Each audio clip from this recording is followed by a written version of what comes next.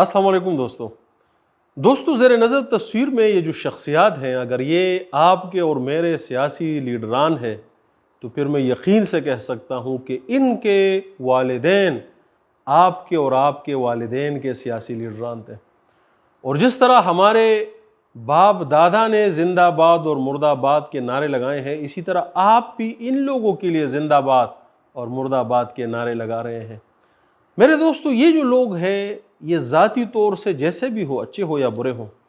یہ اس corrupt political system کے حقیقی وارثین اور نمائندے ہیں۔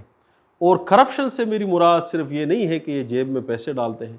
کرپشن سے میری مراد یہ ہے کہ یہ انشور کرتے ہیں کہ جو پولیٹیکل سسٹم ہے، اس ملک کا سیاسی نظام ہے، یہ جو کا تو برقرار رہے۔ ان کی کوششیں ہیں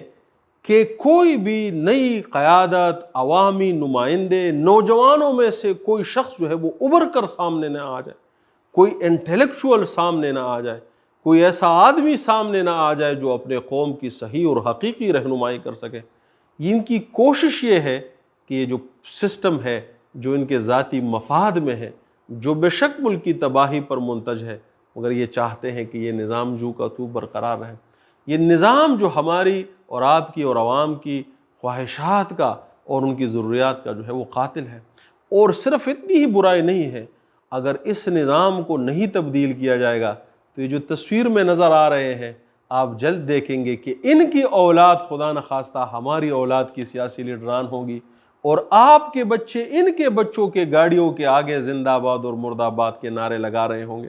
اس پولیٹیکل نظام کو صرف وہی سپورٹ کرے گا، ان لوگوں کو صرف وہی سپورٹ کرے گا جس کے ذاتی مفادات ان سیاسی لیڈران سے جو ہے وہ وابستہ ہوں گے، ورنہ یہ عوام کی خواہشات اور ان کی توقعات پر پورا اترنے میں پوری طرح سے ناکام ہے۔